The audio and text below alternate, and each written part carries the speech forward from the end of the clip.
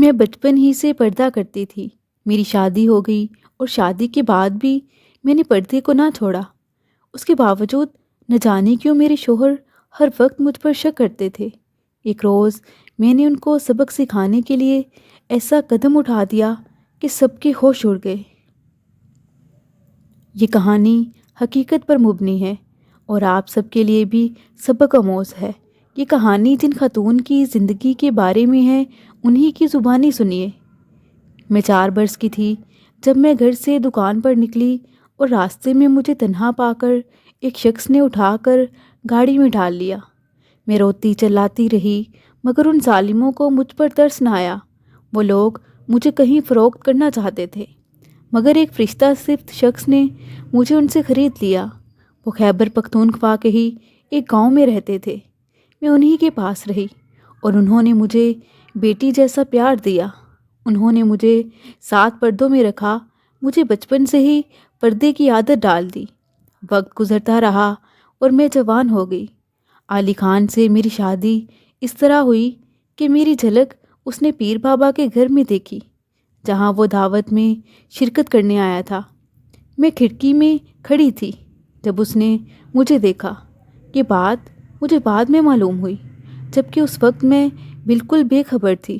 مجھے نہیں معلوم کہ کسی نے میرا چہرہ دیکھ لیا ہے۔ 16 برس کی تھی اور بہت خوبصورت تھی۔ اس نے میرے بارے بابا جان سے پوچھا۔ انہوں نے بتایا کہ کچھ لوگ اس کو اغوا کر کے لائے تھے۔ اس وقت یہ ابھی 4 برس کی تھی۔ وہ اس کو آگے کہیں بیچنا چاہتے تھے۔ جب میں نے دیکھا تو مجھے اس کی معصومیت پر ترس آ گیا۔ ان سے اس کو لے لیا اور ایک بیٹی کی مانند پرورش کی ہے۔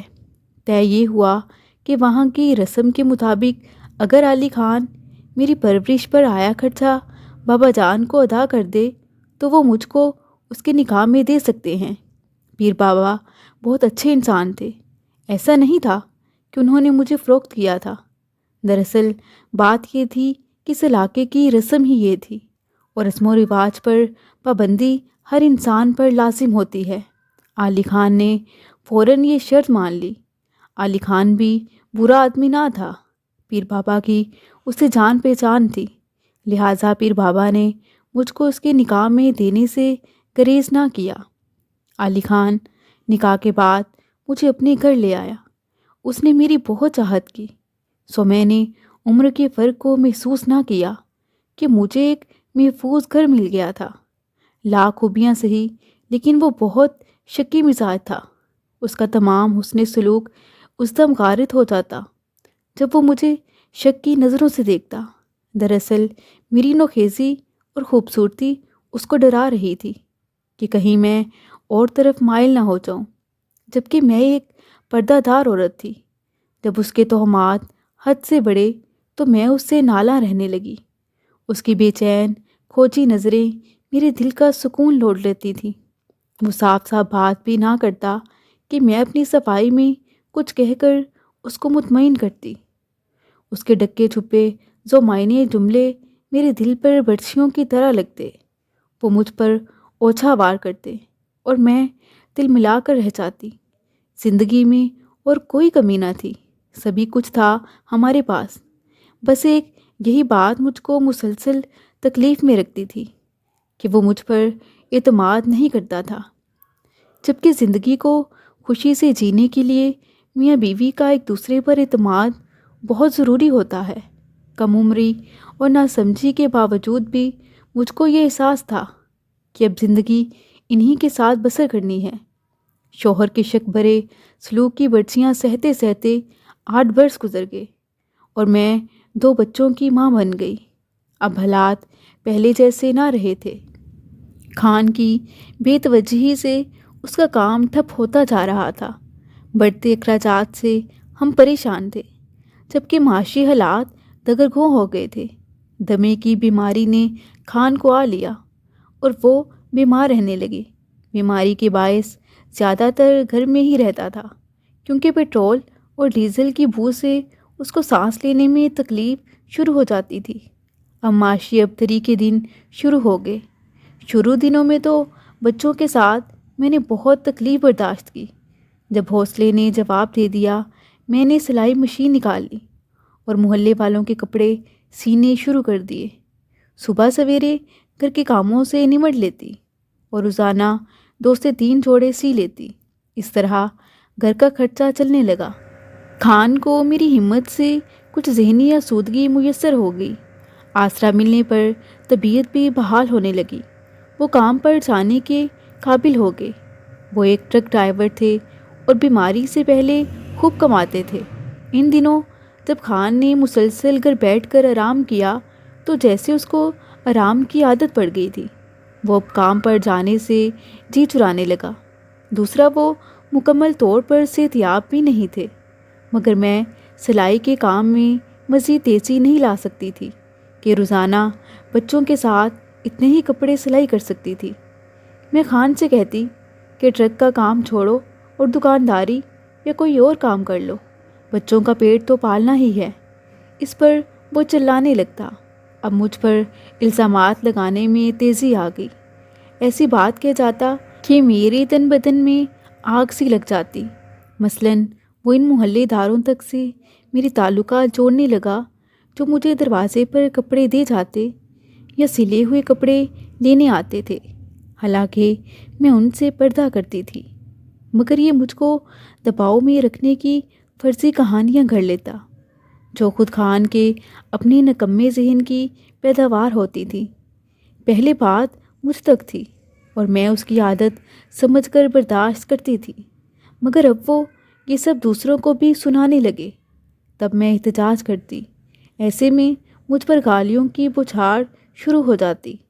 محلے والے بھی جانتے تھے کہ زری شریف عورت ہے، اس بنا پر وہ میری عزت و تکریم بھی کرتے تھے۔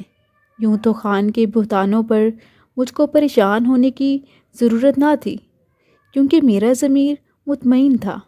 دل میں روشنی ہو تو دنیا کے اندھیرے کچھ نہیں بگاڑ سکتے۔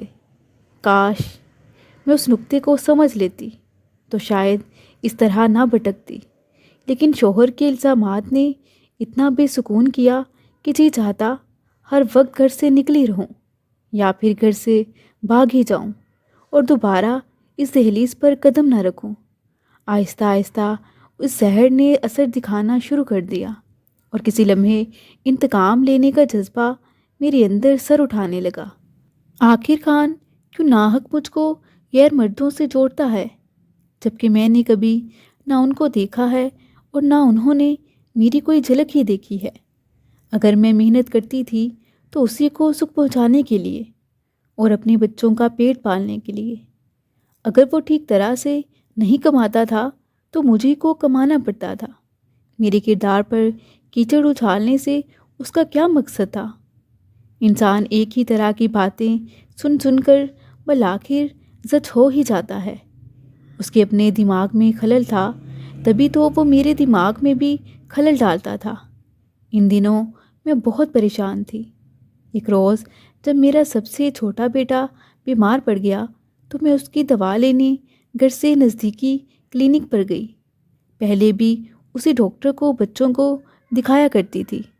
وہاں ایک شخص موجود تھا جس کا نام واحد بخش تھا، جو مجھے بعد میں معلوم ہوا تھا، اور وہ اپنے بھائی سے ملنے آیا ہوا تھا جو اسی کلینک پر کمپاؤنڈر تھا۔ دوا لے کر جب میں نے بیٹے کو اٹھایا تو ہانپ گئی۔ وہ بخار کی وجہ سے چل نہیں پا رہا تھا اور میں اس کو اٹھا کر گھر تک لے جانے سے قاصر ہو رہی تھی۔ واحد بخش نے یہ منظر دیکھا تو میرے پاس آیا اور کہنے لگا، برا نہ مانو تو میں اس بچے کو اٹھا لیتا ہوں اور آپ کی گھر تک چھوڑ آتا ہوں۔ میں اس شخص کو اس کے بھائی کی وجہ سے ہی جانتی تھی، سو میں نے اپنی مجبوری سمجھ کر اس کی بات مان لی اور اپنا بیٹا اس کو دے دیا۔ جب اس نے گھر کے پاس میرے بیمار بچے کو میرے سپرد کیا تو علی خان گھر کی چھت پر موجود تھا۔ اس نے اوپر سے یہ منظر دیکھ لیا۔ بس پھر کیا تھا؟ اس کے شیطانی دماغ نے میری بد چلنی کی کہانی گھڑ لی اور مجھے نہایت غلیظ گالیاں دیں۔ میں نے کہا کہ 5 برس کا بچہ ہے، میں اس کو اٹھا نہیں سکتی تھی۔ اگر تم کو اتنی غیرت ہے تو خود کیوں نہیں بیٹے کو ڈاکٹر کے پاس لے گئے، یا تو تم میرے ہمراہ ہی چلتے، اب کیوں تمہیں اتنی طیش آ رہی ہے؟ اس پر اس نے بے تحاشا مجھے مارنا پیٹنا شروع کر دیا، اور اب کہ میرا تعلق واحد بخش سے جوڑ دیا۔ جب وہ آتے ہی مجھ پر گالیاں برسا رہا تھا اور اس کے ساتھ ہی مجھے پیٹنا شروع کر دیا، تو واحد بخش باہر کھڑا اس کی آوازوں کو سن رہا تھا۔ واحد نے اگلے ہی دن ایک عورت کو میرے گھر بھیجا۔ اسے کہا کہ خان کی بیوی کو کہنا کہ کل مجھے بہت دکھ ہوا۔ میں باہر ہی کھڑا خان کے الزامات سن رہا تھا۔ اسے کہنا صرف تھوڑی دیر کے لیے کلینک آ کر میری بات سن جائے۔ اگلے دن خان کا ایک عزیز وفات پا گیا اور وہ وہاں چلے گئے۔ خان کے ظلم و ستم سے اب میری بھی برداشت جواب دے چکی تھی۔ اس کا تو بس ایک ہی کام تھا، یوں بھی زندگی سے خار کھائے بیٹھی تھی۔ سندیسہ ملتے ہی کچھ سوچتے ہوئے کلینک پر چلی گئی۔ اس نے مجھ سے کہا کہ تم ایسے شخص کو چھوڑ کیوں نہیں دیتی ہو، جبکہ وہ تمہارے ساتھ اس طرح ظالمانہ انداز سے پیش آتا ہے؟ آخر تم کب تک اتنی اذیت سہتی رہو گی؟ میں اس کی باتیں سن کر کچھ حیران ہو گئی، پھر کہا اگر میں اسے چھوڑ دوں تو کہاں جاؤں گی؟ میرا تو کوئی ہے ہی نہیں۔ پھر بابا نے نکاح کے وقت میرا خرچہ خان سے نہ لیا ہوتا تو میں اس کے پاس چلی جاتی، لیکن اب میں وہاں بھی جانے کا حق نہیں رکھتی۔ پھر میں 2 بچوں کی ماں ہوں، گھر کو کیوں کر چھوڑ سکتی ہوں؟ ایسے میں گھر چھوڑ کر کوئی بھی مجھے پناہ دینے والا نہیں ہے۔ وہ کہنے لگا میں تمہیں پناہ دوں گا، پھر کہنے لگا ڈرو نہیں اور خود کو اس طرح ظلم کے انگاروں پر مت جلاؤ۔ زندگی ایک بہت خوبصورت چیز ہے، یہ ہمیشہ رونے دھونے اور اذیت برداشت کرنے کے لیے نہیں ہے۔ اس وقت مجھ کو واحد بخش کی باتیں بری لگیں کہ وہ مجھے ورگلا رہا ہے، مگر جب گھر آ کر غور کیا تو لگا وہ صحیح کہہ رہا تھا۔ کسی شکی مرد کے ساتھ رہ کر لمحہ لمحہ مرنے سے ایک ہی دن کا مر جانا بہتر ہے۔ بہرحال انسان رفتہ رفتہ قدیم سوچوں کی گرفت سے آزاد ہو جاتا ہے۔ میں تو پھر عورت تھی، مگر میں اپنے بچوں کو نہیں چھوڑ سکتی تھی۔ ان کی وجہ سے مجھے خان کو برداشت کرنا ہی تھا۔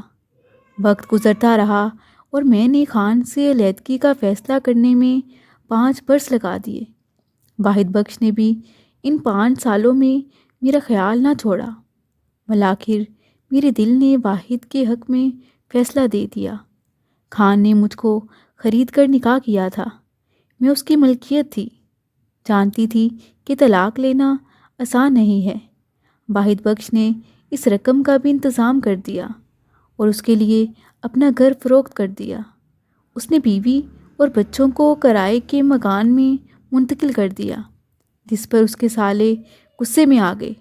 ان کو ابھی تک یہ نہیں معلوم تھا کہ وہ کسی عورت کو بگا لایا ہے۔ جب انہوں نے اس سے پوچھا کہ تم نے مکان کیوں فروخت کیا ہے، اگر فروخت کیا بھی ہے تو رقم کدھر ہے؟ یوں ان لوگوں نے میری اور واحد بخش کے تعلق کا کھوج لگا لیا۔ اب واحد کو 2 محاذوں پر جنگ لڑنا تھی۔ ایک جانب وہ کورٹ میں میری طرف سے کھلا کا کیس لڑ رہا تھا، دوسری جانب بیوی کے رشتہ داروں سے نبرد آزما تھا۔ مجھے بھی طلاق کا فیصلہ لینا مہنگا پڑا تھا، بچوں سے جدائی اور واحد بخش کو بھی قربانی دینی تھی، یعنی اپنی بیوی اور بچوں سے جدائی۔ کوئی سوچ بھی نہ سکتا تھا کہ مجھ سی عورت جو 2 پیارے پیارے بیٹوں کی ماں تھی، کسی دوسرے شخص کے عشق میں گرفتار ہو کر اپنے بچے بھی چھوڑ دے گی اور طلاق لے لے گی۔ واحد بخش نے خاندانی جھگڑے مول لیے، بالآخر اس کی بیوی روٹھ کر میکے چلی گئی اور میں نے بھی طلاق حاصل کر لی۔ جس مقصد کے لیے اتنی قربانی دی تھی وہ مقصد حاصل ہو گیا، یعنی میں نے واحد بخش سے شادی کر لی۔ میں سمجھ رہی تھی کہ واحد سے شادی کر کے مجھ کو معراج حاصل ہو گئی ہے، مگر ایسا نہیں تھا۔ شادی کے تھوڑے دنوں بعد ہی ہم دونوں کے سر سے عشق کا بخار اترنے لگا۔ میں نے جب قرب پایا تو پتہ چلا کہ علی خان شکی ضرور تھا، مگر وہ اتنا کم ظرف نہ تھا کہ جس قدر واحد بخش نکلا، یہ تو اس قدر کم ذات نکلا کہ میرے ذریعے سے دولت کمانے کی ٹھان لی، کیونکہ میں ابھی تک خوبصورت تھی۔ اس نے اپنے ضمیر سے گناہ و ثواب کی تمیز اٹھا دی تھی۔ وہ افسروں کا خوشامدی اور بالا خانے کا رسیا تھا۔ خبر نہ تھی کہ وہ اخلاقی طور پر ایک مفلس انسان ہے۔ اس نے تو مجھ کو بالا خانے کی سیر کرا دی، اپنے اشاروں پر نچایا۔ اب میں پلٹ کر خان کے پاس بھی نہ جا سکتی تھی کہ خلا کے بعد اس نے واحد بخش سے مطالبہ کیا تھا کہ مجھ کو وہ رقم لوٹا دو جو میں نے اس کی قیمت کے طور پر ادا کی تھی، ورنہ میں تم دونوں کو سکون نہ لینے دوں گا اور گولیاں مار کر دم لوں گا۔ اپنے مکان کی فروخت سے ملی رقم واحد بخش نے علی خان کو دے کر اس سے پیچھا چھڑا لیا، ورنہ ہم دونوں جانتے تھے کہ اس کے دل میں بدلے کا لاوا سرد نہ ہوگا۔ جب واحد سے میرا نکاح ہوا، اس کے تن پر ایک جوڑا اور لبوں پر میرا نام تھا، اس کے سوا اس کے پاس کچھ نہ بچا تھا۔ اس خسارے کو پورا کرنے کے لیے اس کمزاد نے محبت کرنے کی بجائے میری آخرت گناہوں سے بھر دی، اور اس کے علاوہ ایسی عورت جس نے ساری زندگی پردہ کیا تھا، وہ ایسی غلیظ جگہ پر آ جائے گی کہ جہاں اس کے جسم کو ہر رات نوچا جاتا تھا۔ خود میں بھی ایسا نہیں سوچ سکتی تھی، لیکن خان کے گندے بہتانوں نے میرا دماغ الٹ دیا تھا۔ واحد بخش کہتا تھا کچھ رقم جمع ہو جائے گی تو میں کوئی کاروبار کر لوں گا، پھر تم کو اس غلط روش پر نہیں چلاؤں گا۔ میں اس کی باتیں سنتی، دل خون کے آنسو روتا اور میں سسک کر رہ جاتی۔ یہ وہی شخص تھا جس کی خاطر میں نے گھر بار چھوڑا تھا اور اپنے 2 معصوم بچوں سے ان کی ماں چھین لی تھی۔ اولاد جیسے انمول خزانے کو دنیا کی ٹھوکروں میں ڈال میں اس کے ساتھ چلی آئی تھی، اور اب وہ میری قربانیاں نیلام کر رہا تھا۔ مجھ کو یہی غم کھائے جاتا تھا کہ میرے نازک پھولوں جیسے بچے جن کے چہروں پر ہر دم مسکراہٹ کھلتی تھی، اب کس حال میں ہوں گے۔ وہ تو ہر دم میرا آنچل پکڑے رنگین تتلیوں کی مانند میرے گرد منڈلاتے رہتے تھے۔ آج اسی بے رحم ماں نے ان کو محرومی کے اندھیروں میں دھکیل دیا تھا۔ اب میری سمجھ میں یہ بات بھی آ چکی تھی کہ واحد بخش سے عشق نہیں تھا مجھے، بلکہ خان کے لیے میرے دل میں اہانت کے درد نے انتقام کی آگ کا روپ دھار لیا تھا، جس کی تپش سے تڑپ کر میں نے ان کومل کلیوں کو بھی اپنی ممتا کی ہری بھری شاخ سے نوچ کر تڑپتا چھوڑ دیا تھا۔ جب میں نے خان سے طلاق لی، میرے دونوں بچے اسکول جاتے تھے اور میں ان کا خرچہ اٹھاتی تھی۔ یقیناً اب ان پر تعلیم کے در بند کیے جا چکے ہوں گے۔ میرے برے مقدر نے واحد بخش کی تقدیر بدل دی، مگر میرے جگر کوشوں کی دنیا تاریک ہو گئی۔ وہ اب علی خان کے رشتہ داروں کے دروں پر بھٹک رہے تھے۔ اب سوچتی ہوں میرے کیے کی سزا میرے بچوں کو ملی۔ وہ بھی تو مائیں ہوتی ہیں تو در در بھیک مانگ کر بھی اپنے جگر گوشوں کو خود سے جدا نہیں ہونے دیتی۔ ایک میں تھی کہ جس کی خاطر بچوں کو چھوڑا، وہ بھی میرا نہ بن سکا، بلکہ میری عزت کا دشمن نکلا۔ یہ وہی واحد بخش تھا جس کا پہلے میرے بغیر جینا حرام تھا، اب اسی نے میرا جینا حرام کر دیا۔ میری راتوں کے سودے کرنے والا میرے احتجاج پر مجھ کو ہی بکاؤ مال کہتا اور مارنے پیٹنے لگتا۔ اس کی بے اتنائی پر میں گناہوں کی قید میں زخمی کوئل کی طرح بند تھی، دن رات کڑلاتی تھی، مگر میری درد بھری صدا سننے والا کوئی نہ تھا۔ کس سے کہتی مجھ پر کیا بیت رہی ہے کہ جس تن لاگے سو وہی تن جانے۔ واحد بخش کا ہر احساس مر چکا تھا، اس نے میرے تن من میں سیاہی بھر دی تھی۔ رفتہ رفتہ اسی دکھ کو برداشت کرتے ہوئے میں بیمار پڑ گئی اور اس کے لیے دولت کمانے کے قابل نہ رہی۔ میں اس کو اپنا مقدر نہیں کہہ سکتی، کیونکہ اس تقدیر کو تو میں نے خود اپنے ہاتھوں سے لکھا تھا۔ سوچتی تھی جب تک جیوں گی سکون نہ پا سکوں گی، میں نے بھی تو معصوم دلوں کا سکون لوٹا تھا۔ مجھ کو اپنے معصوم بچوں کی آہ لگی تھی جب میں خود کو مظلوم اور ستائی ہوئی کہتی تھی، مگر واحد بخش کی باتوں میں آ کر میں نے بھی کسی کو ستایا تھا۔ علی خان کا گھر جیسا بھی تھا وہ میرا گھر تھا۔ وہ اپنی شکی طبیعت کی وجہ سے مجھ پر الزامات کی بارش تو ضرور کرتا تھا، مگر جب کبھی موڈ اچھا ہوتا تو محبت بھی دیتا تھا۔ جب بیمار نہ تھا اور اس کے پاس پیسے کی کمی نہ تھی، اس نے میری ہر خواہش پوری کی، مجھے پھولوں کی طرح رکھا تھا۔ میں نے بھی بڑی لگن سے ایک چھوٹا سا آشیانہ بنایا تھا، مگر میری بے صبری نے اس کو پھونک ڈالا۔ اس کی بربادی سے اب تک دل سے دھواں اڑتا تھا۔ خان کو بھی احساس ہو گیا کہ اس نے میرے ساتھ ناانصافی سے کام لیا، خود کو اور مجھے شک کے الاؤ میں ڈال کر بے وفائی کی راہ دکھائی۔ وہ میری بے وفائی سے نیم جان ہو گیا تھا۔ وہ جیسا بھی تھا، اس نے مجھ کو کبھی غیروں کا پہلو گرمانے کو نہ کہا تھا، جبکہ واحد بخش نے محبت کے نام پر میری حیا کو بڑے بازار میں فروخت کر دیا۔ سچ ہے کہ شادی شدہ عورت اگر دکھ سکھ سہ لیتی ہے تو اپنے بچوں کو بہت سی تکلیفوں سے بچا لیتی ہے۔